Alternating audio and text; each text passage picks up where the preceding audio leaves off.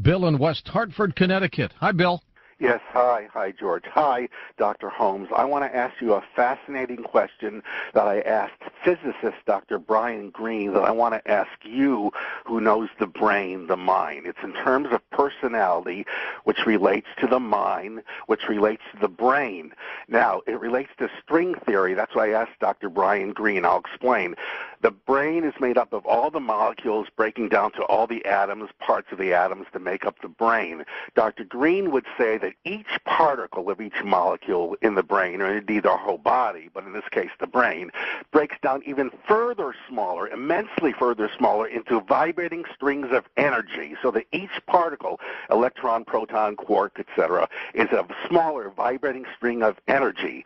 Now, in terms of near-death experiences, potentially, or existence after death, consciousness after death, or awareness after death, as I would call it, I am an atheist myself, by the way, so I don't agree with heaven or hell, but my question to you is specifically, could it be possible, speaking unscientifically, scientific terms, that if this is true, Dr. Greene's theory on the cutting edge of latest physics, that the brain, in this case, breaks down to ultimately strings of energy? Could those strings of energy, since energy cannot be created or destroyed, always existed in its form, all the multitude of trillions of strings in our brain, and that once the body dies, the strings, the trillions of strings in our brains, could live on in, say, another dimension, an energy dimension, or an energy universe, and that could be what near-death experiences are, which religious people wrongly associated with heaven or hell, which I think is a myth. What do you think of that?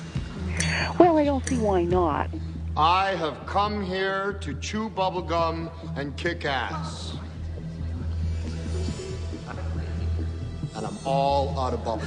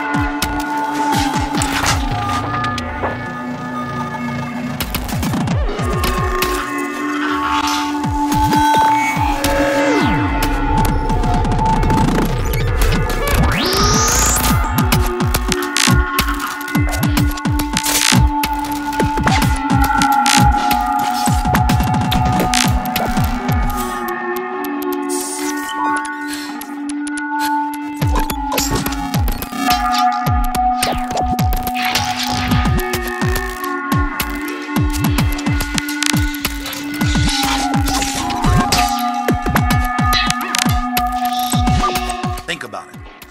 What is it to be a human being? Who are we as a species? We're creatures that live on a beautiful planet orbiting a sun, 2/3 of the way out on the spiral arm of the Milky Way galaxy. Our species developed on this planet over hundreds of thousands of years. Our ancestors fought to survive against the elements, against wild animals, and against tribes. Survival was success for our species.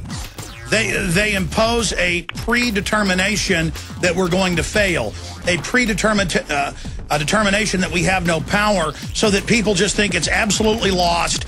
You've just got to go along with everything that's happening. You have to submit to the evil, and they are just pushing this like never before. Tell all you phony conservatives and all you talk radio listeners that listen to all these fake conservatives, I want to just tell you something. I'd like to knock your teeth in, and I'd like to punch your eyes out.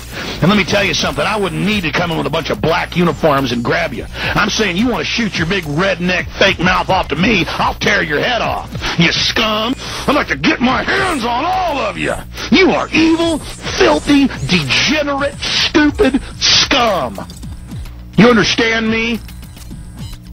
There's nothing worse than you. Nothing. Nothing on earth worse than you. You're a bunch of weak, dumb people. Most of you are retarded. They want to line you and your family up and take your assets, and they want to gun you and your children down and throw you in pits. Don't be cowards anymore, America. Don't be weak. And don't sit there in the ditch while they shoot you in the head and laugh. At least if it comes down to it, give them one hell of a fight. I'm telling you, it's the real deal. And you know it in your guts it is. The development of our species at this point is only the larval stage. And we're now going into a phase where we're literally in a cocoon and about to metamorphosize into something else. We are working on a product that we have called internally a PLD.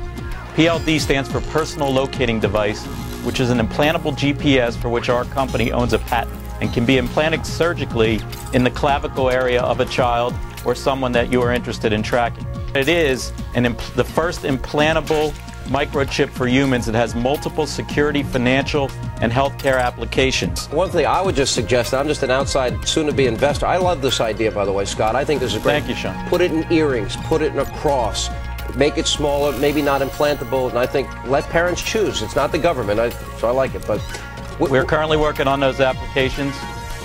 Good. I hear music, so thank you for having me. Give me a cut, Scott. No, I'm kidding. all the best.